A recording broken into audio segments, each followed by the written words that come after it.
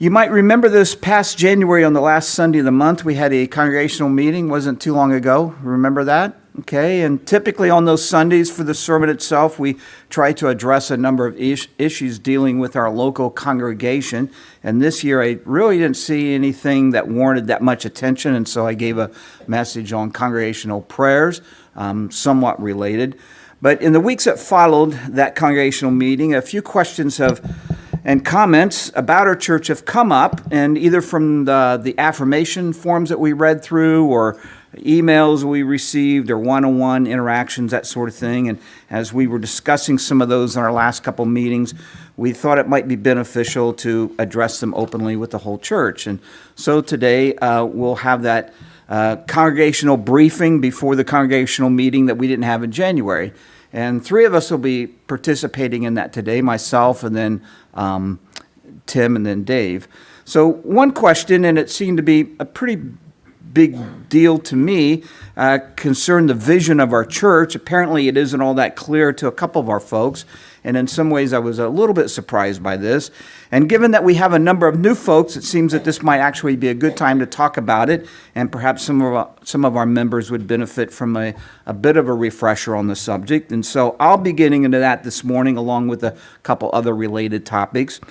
There's also been some questions about our finances. We seem to have the opposite problem that many churches, unfortunately, and nonprofits have. We are in the black, not in the red.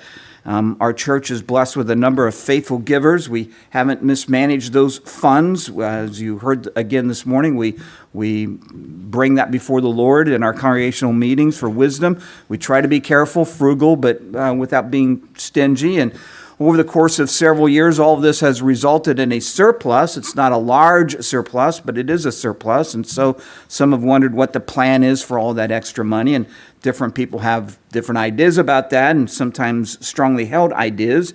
And I addressed this just real briefly at the congregational meeting, but it could stand to have some more explanation. So Tim will follow me and talk about that.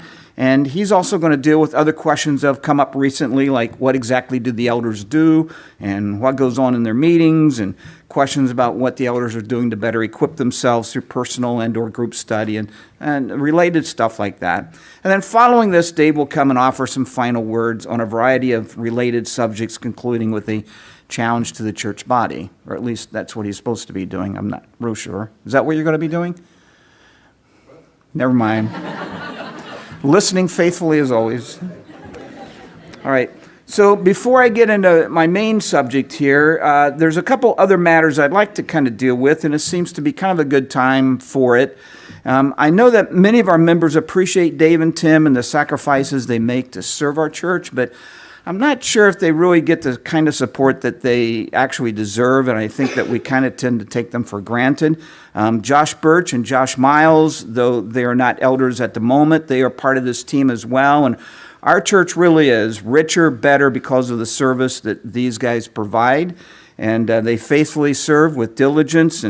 And just as one example, sermons, for instance, here, they take a lot of time to prepare. It's not the sort of thing that you can throw together in just 15 or 20 hours. There's a lot of work that goes into it. And there are, of course, meetings to attend and other things that come up that require a lot of time and effort. And so I would just encourage you, it might be nice from time to time to offer them some encouragement and appreciation. And a second thing I'd like to mention deals with a certain, lack of a better word, complaint that I've heard just a lot of times over the course of the years here. And it has to do with this business of feeling like you don't fit in. I don't feel connected. I feel like an outsider. I long for a sense of belonging, but I just don't have it here. And no one reaches out to me, and, those sorts of statements. And not always, but typically this is the sort of thing I hear when someone is thinking about trying out other churches. And if you happen to be one who feels this way, well, I might just offer some suggestions. These are obvious suggestions, but now's a good time to bring them up. You might start with consistent attendance on Sunday mornings. You might also try coming to church events like our picnics, graduation parties when they're held, special events like Good Friday, Christmas Eve, and show up on one of those Saturdays when we help a fellow member move, these kinds of things. And get involved in one of the home groups, and maybe more than one, and you might try inviting people to your home. There's all sorts of things here. I just encourage you to be a little less self-focused and a little bit more outward-focused, a little bit more servant-oriented. Visit Darlene, visit Tina, send words of encouragement to those in our church going through a hard time. Be more of a giver. On Sunday, go around and actually talk to other people, maybe even leave your seat to do that. And look for the person that you know the least and go up to them and strike up a conversation. So basically, take initiative. Now, all these are obvious, but it's been my observation that when someone is feeling disconnected, it's because they aren't really putting a lot of effort into it themselves. And building relationships and attaining a sense of unity and a sense of belonging just takes work. It just does. All right, so what is our church's vision? Can the church spell it out in one clear sentence? So when Paul left Titus in Crete to shore up the new churches there, he gave him a whole list of things that Titus needed to do. And the same when he left Timothy in when he left Timothy in Ephesus. Wow. Same thing when he left Timothy in Ephesus. Everyone's following me so far. In both situations, nothing was ever said about crafting up a vision statement. And through the centuries, that sort of thing has never even occurred to churches, that this is something they needed to think about and write out. And of course, all of this is a recent thing. It's kind of a byproduct of the modern church.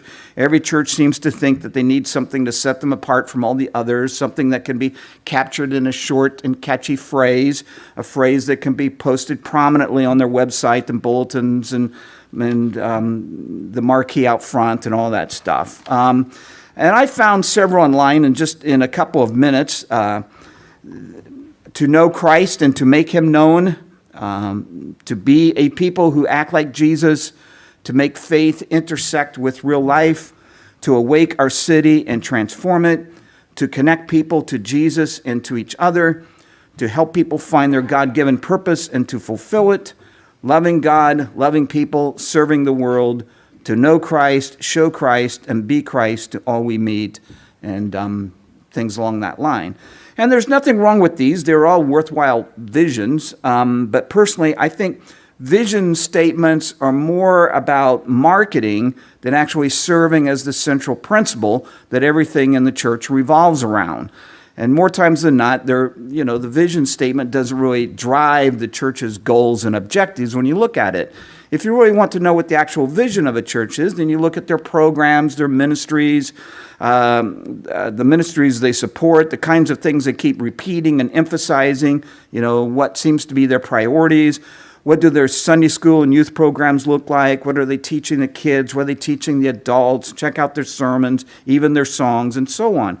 Reading their philosophy of ministry, philosophy of worship, statement of faith, again, would all be quite telling. So I'd be reluctant to say that a church's vision, the thing that throttles the church forward, can be captured in a brief phrase, or for that matter, articulated even in a paragraph or even in a 3,000-word document. So when I'm asked about this for our church, I generally mention Ephesians 4 and the 3 pastoral epistles. Many other passages could be referred to, but these are the ones that serve as kind of like a starting point. Ephesians 4 presents the philosophy of it. This is the idea, the principle, and 1st and 2nd Timothy and Titus are instructions on how to do it. And it seems that Paul has already figured this stuff out, and it would serve us well to defer to him rather than trying to come up with something novel and clever on our own. So a year ago, I spent 2 Sundays on Ephesians 4, and for this morning, I'll make just a few quick comments about it. The subject itself that is being addressed begins with verse 1, but for the sake of time, we'll just skip ahead to verse 11. This is a very familiar passage. We've, even though I gave 2 Sundays on it last year, we've talked about it through the decades quite a bit. So Paul writes, "It was he who gave some to be apostles, some to be prophets, some to be evangelists, some to be pastors and teachers, to prepare God's people for works of service, so that the body of Christ may be built up until we all reach unity in the faith and in the knowledge of the Son of God and become mature, attaining to the whole measure of the fullness of Christ." Then we will no longer be infants tossed back and forth by the waves, blown here and there by every wind of teaching and by the cunning and craftiness of men and their deceitful scheming. Instead, speaking the truth in love, we will in all things grow up into him who is the head, that is Christ. From him the whole body, joined and held together by every supporting ligament, grows and builds itself up in love as each part does its work. As each part does its work. So again, familiar passage. These verses deal with God's fascinating design of how each of us, in the context of a church family, contributes to the discipleship and edification of all the other members. The verses before this, that we didn't read, talk about how God has given to each one of us a measure of grace, divinely enabled each of us, so as to serve others in the church and to serve the church as a whole. This so that we can build others up in love, grow and mature, and thus attain to the whole measure of the fullness of Christ. That is, be transformed into his image. And this is something that we strive for. It's part of our philosophy of church, if you will. And the words every member ministry that you've heard a number of times seem to capture the general idea here. The passage also highlights this often overlooked but yet significant principle that God designed the members of a local church body to grow together as a unit, in contrast to the idea that each of the individual parts grow separately, independently of the others, which is typically how we've been conditioned to think about it. And the analogy is simple enough. A finger, for instance, doesn't grow independently of the hand or of the wrist or of the arm. And through childhood, the ears mature and develop with the rest of the body, and so on and so on. And along that line, all the various parts, in some way, when you take time to kind of think through this, contribute to the health and growth of that body. And so it is with the church family. Our being conformed into the image of God's Son is something that we all share in together, contribute to together, and experience together. And Calvin put it well. He said, if we want to be considered members of Christ, let no man be anything for himself, but let us all be whatever we are for the benefit of each other. So to sum it up from this passage in Ephesians 4, the goal is attaining to the whole measure of the fullness of Christ, being transformed into his image. Reaching that goal requires unity in the faith, maturity, being built up, growing in Christ, and we get there by the proper working of each individual part, all the members serving in their divinely enabled ministries. And one of the ways God has enabled the church to do this is through the service provided by the elders and teachers who are given the charge of equipping God's people for works of service, in verse 12. So now as we move on and look at the three pastoral epistles, we see this fleshed out in the practical realm. Paul gives Timothy and Titus specific instructions on how to govern the church, what to teach the members, how to deal with certain challenges that will come up, and so on. And these three short letters are something like the owner's manual for a local church. To make things work like it was designed, do this and don't do this.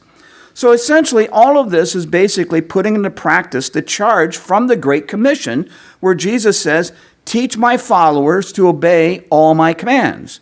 And notice that what he says, not just teach them the commands, but also teach them to obey my commands. And that would be really a great vision statement for a church. So teach them to obey the word of the Lord involves all those things that are important to us here: discipleship, equipping, honoring the authority of Scripture, spurring one another's on toward love and good deeds, admonishing, challenging, holding others accountable, and so on and so on. So we have two booklets. You are probably familiar with these. We have one called An Introduction to the Church, and there we address our philosophy of ministry, philosophy of worship, philosophy of membership, statement of faith, and so on. And this might be a place to start, and even members might want to pick it up and read through it about once a year. And the other is the membership handbook. Aren't these classy looking? Like, it doesn't get any more attractive than this, does it? Slick. We're all about image here. So, and I would encourage members to read through the membership handbook once a year as well. It gets in all the details about how we govern ourselves and all of our various practices and policies. So between those two booklets, you should come away with a good grasp of what is important to us, which is all part of the vision. One of the key components necessary to fulfill our vision, philosophy, and purpose, as derived from Ephesians 4, is church membership. So let me just talk about that here briefly for a moment in kind of closing here. Everyone is called upon to serve, and those who serve need to be on the same page, or as Paul put it in that passage, unity in the faith. And so membership is simply a way to ensure that. Here is our beliefs, our philosophy of ministry, our policies. Here is how we govern ourselves, our priorities. In membership, a person gives his or her formal agreement. I'm with you on all that. Count me in. And without that, we'd have no way of keeping things in check. It would just be a free-for-all. And this is our eldership. These are the men you agree to. These are the men that you agree to recognize as your church leaders.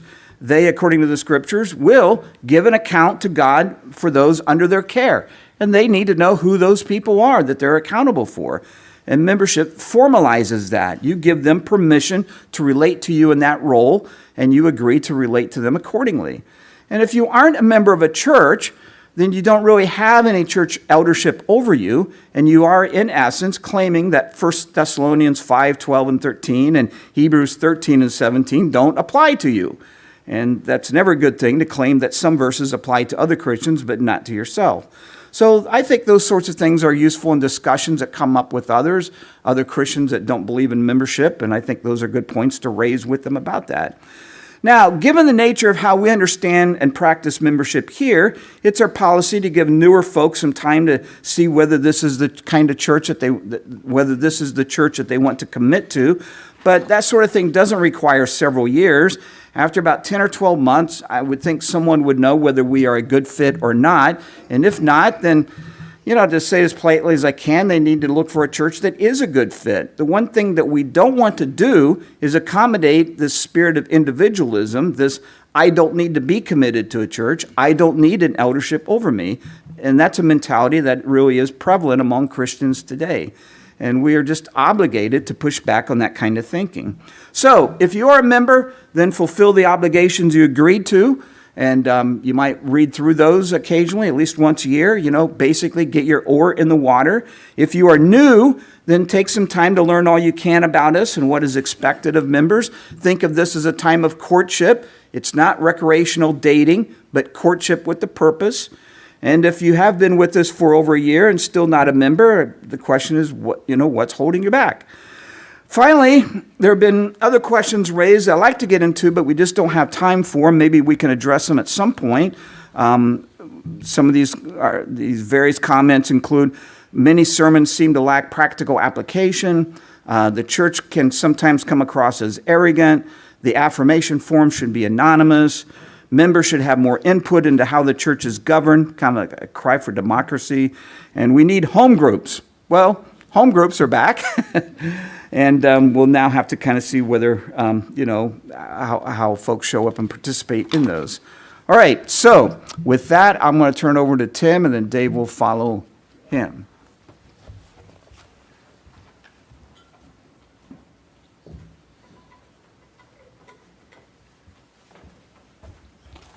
So as Wendell said, I have about 3 topics I'm going to address this morning that have either come up in the affirmation forums or in private conversations.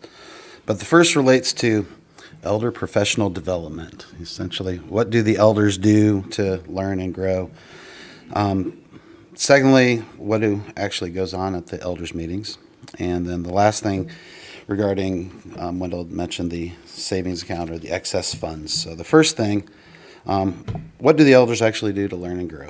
And so I've been sitting with the elders for about 3 or 4 years, and what seems to be the norm in the group meetings I've noticed over the time related to this is throughout the year there's a handful of books that we read through, articles, usually oftentimes related to the sermons and the sermon topics, sometimes just areas that get brought up by members. So members might actually have a question or suggest a book, and one or most or all of us will read through that, discuss it, or we might just come up with novel information that we think people need to discuss or read through. Over the last couple of years, we've studied through books, articles together related to the Old Testament, Providence, women in ministry, other things. Personally, I have a pretty regimented approach that I go through, probably largely related to the fact that my brain is just a bunch of mush, and I need very much structure in my life. And so I create structure so that I actually continue to learn. I'm sure Dave and Wendell have some sort of plan that they have. I'm sure you all emulate something like that in your own lives in some way. But for me personally, I read through the scriptures cover to cover 2 or 3 times a year, in the morning usually, and then later in the day, I actually do actual study. So read, study. I read through maybe 7 or 8 books or articles throughout the year in a book club that I'm involved with here at the church. I'll oftentimes do follow-up research related to issues that come up in sermons or Josh's lessons in youth group or specific book club topics. Obviously do research related to sermons and Brink lessons that I do. And I'll grab books of interest just systematically that just come to me. Recently, I've been reading through a book by Carson on prayer and a book on covenant and dispensational theology that Josh gave to me, that Wendell gave to him. And I also make time throughout each day to pray, albeit that's usually in my car or as I lay in bed at night. But that's an area I'm actually, with this book I'm reading on Carson, trying to improve, hone in, and get better at. As far as what do the elders actually do in the meetings? Now, Wendell just recently started posting the minutes out back on the bulletin board so you can get a general idea of what actually happens. This is all before Nate comes over. Because Nate always comes over towards the end, not for the actual meeting. A typical meeting will begin with prayer, oftentimes a meal. Much of what's discussed and hashed out relates to upcoming sermons and kind of the minutia involved in prepping, who's going to be involved, what materials are going to be involved, what things do we need to get the people participating in. There will be time spent reviewing materials or books, again, like we talked about, like we did with the Old Testament, Providence, Women in Ministry. And then specific issues or complaints or member concerns or things that just need to be dealt with, with the goal of coming up with remedies and answers. And now there was a concern. I've talked to a couple of people, and I think on the affirmation forms there was some concern that we deal with too many functional matters, like finances or building maintenance concerns, and those more practical items. And so they are discussed, and with the goal of being, the issue that they take up a pretty small part. Wendell's made pretty deliberate efforts over the years, the last couple of years in particular, to kind of farm out a lot of those jobs. But the fact in the end, those are things that need to get done, and they need to get done well, and still kind of part of our job. So it will take some direct involvement. But again, the goal is that it's actually most of that will get farmed out. And the last thing relates to the savings account or excess funds. So we have a pretty generous church, as Wendell was talking. The elders take seriously the charge that we have to manage our funds appropriately with frugality and wisdom, as we pray about nearly each week. Some have shared concerns regarding extra or excess funds that we have in savings. And it's true that we have excess funds earning about 4% right now. But the fact is, if giving ceased today, we would have less than a year worth of operating funds with that money in the bank. So regular giving is still necessary to continue the day-to-day. In fact, our giving is one of the ways that we demonstrate, as Wendell often says, this every member ministry. At some level, the phrase excess funds could be interpreted many ways to many people. It's not like extra money is just sitting there being hoarded. As mentioned before, it's, if giving ceased, we'd still need to pay our bills. Also, these extra funds could come in handy if members hit hard times or if emergencies come to the church. And if we outgrow the facility, down the road and we want to move on, we don't want to burden future generations with more financing that's not necessary. These additional funds could come in handy. And, I should mention, we give like 17% of our money away to Reasonable Hope. I know other places that we're very intimately involved with, Tom and Suja in Africa, Shevet Hakeem in Israel, Created Equal, amongst, the Beans. And we've talked about bumping that to about 20% in the future. So all this to say is that maybe this excess term might be better labeled supplemental or emergency or just additional funds. But any questions? Or should I take questions? There's no need for questions. There's probably no questions. Dave.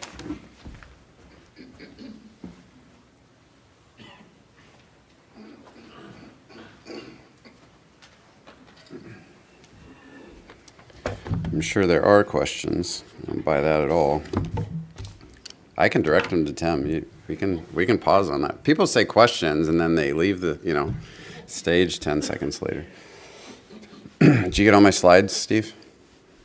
That was a joke. I don't have any slides.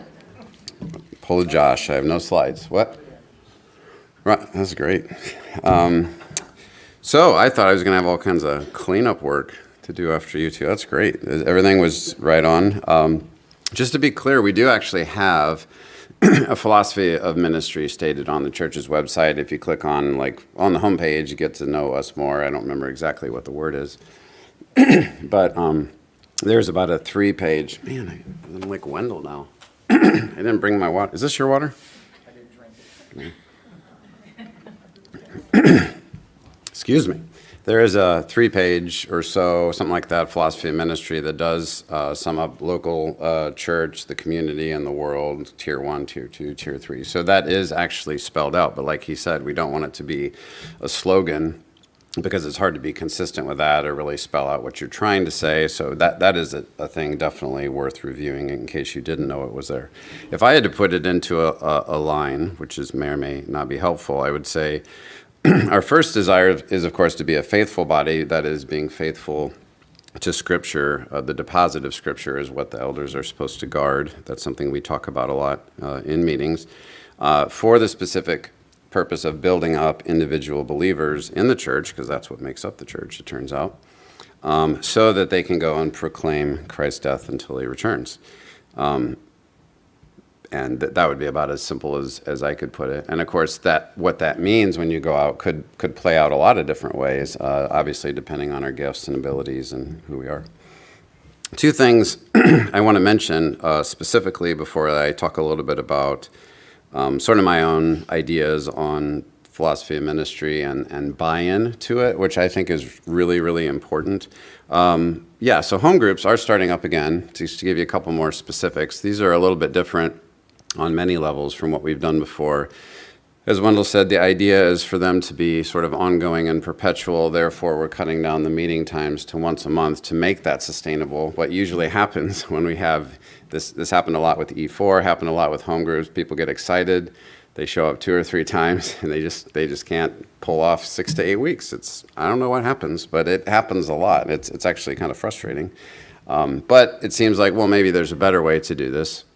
And we're also sort of had the idea and a lot of feedback from people saying that social concerns, and maybe COVID plays into this somewhat, I don't know, but social concerns were becoming more elevated and trying to get away from the idea that we feel like we have to be teaching intense doctrine every time we get together because it's a church function. It's like, well, there's nothing that says we have to do that, right? So the idea is then it is less heavy on content, more interested in time together, prayer, building relationships, and then again, like I said, making it ongoing. As we said, we apparently are doing one on Tuesday coming up here, which is great timing. But that'll be fun because it'll just be kind of an intro to see who shows up. I am planning on, was this the book you were talking about? Okay, yeah, I was thinking I might go through this book in the home group. Not necessarily that you would have to buy the book, and I'm not even going to tell you what it is yet because I may change my mind later, but something where we might want to have some foundational material to talk about sometime. We had the idea when meeting at the Hubbards before of just talking through one of the Psalms briefly, but then also focusing on the culture and what's going on and what do we think about that. It's just, we had some great conversations. Apparently we've separated from their home group, big rivals now, so we're gonna we have an open bar, so I don't know, we're gonna find ways to draw people away from your group. I don't know, that's what my wife said. So Wendell's, you're having one? That'll be the cool group. Not till June? Well, Oh, boy. I'm so sorry. the first one, we haven't decided when the first Oh, one. We have okay. a conflict that. Okay, but you're planning on having a home group? Yeah. That's all I was saying. Everyone. Okay. All right. That'll be the pool/cool group. Yeah. I wanted to update you a little bit on Josh's studies. He has just finished up. You have your last paper coming due in a week, and then he's off for the summer, has a house to work on, but he's maintaining a 4.0, which is great. Yeah. That is out of 12, so anyway. No, it's not. Yeah, so courses taken, Intro to Old Testament, Theology 101, which is, of course, very foundational stuff. Just wrote a couple papers, Influence of Canaanite Religion on the Israelite Worship of Yahweh. So he is now extremely skeptical of everything. That's great. Yeah, we were talking about God's impassibility last night, which is basically, is God subject to involuntary passions? And I was like, wow, that is something I haven't studied, and I am very interested. And you're going to teach on that sometime, I hope? Excellent, great. So he's doing a great job and reports to us, and there's a lot of accountability there. It turns out we may not need to hold him accountable, but he's doing a great job. So in closing, I just wanted to mention a couple things about what I think people get out of church. I know, let me get like emotional for no reason. Anyway, but that happens. I don't know. So to make a joke, it happened when I had cinnamon toast this morning. It made me, I didn't cry. It's just trying to, all right, here we go. Yeah, so I have always appreciated coming to our church, probably just set against the background of my own church, because just a lot of things I wasn't taught. I wasn't able to think through things very well. I didn't have reasons for my faith, and so I think, anybody who stumbles across that for the first time, it's like,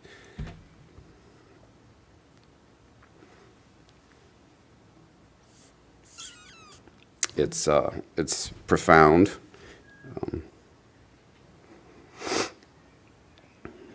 And then when we address these things, we don't do them, sort of the nature of it is we don't do it with gimmicks and short statements. It's a lot of hard work, but we benefit from the hard work of many people that have taught here, obviously. We address error often. There's a ton of benefits to that. There are some concerns that it can, when we correct error, can come across harsh. That is something I think we continue to work on here, to not project a ignorant, what's the word I'm looking for? Arrogant, thank you. Arrogant attitude towards other churches or the world around us, and of course, just always those kind of things we have to be careful of.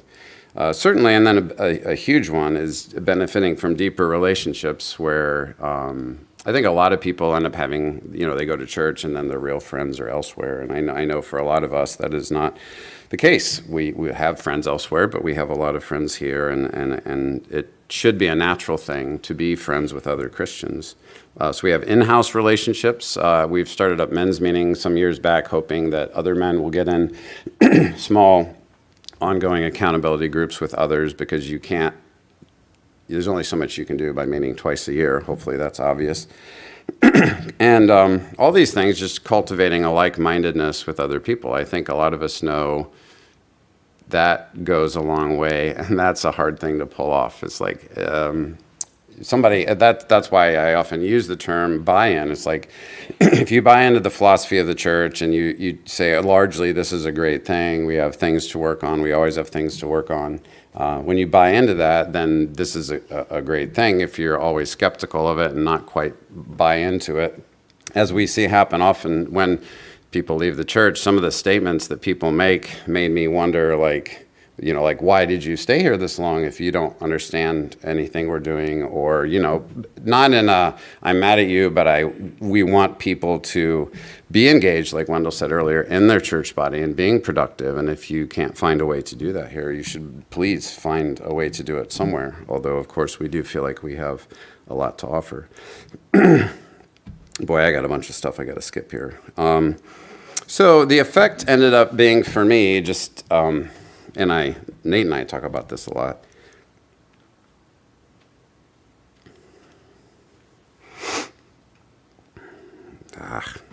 Anyway, basically, I guess the way I would put it is feeling an obligation to our body. I don't know, I suppose that has a negative tone to it sometimes. I certainly don't mean it that way. I mean obligation in a good way.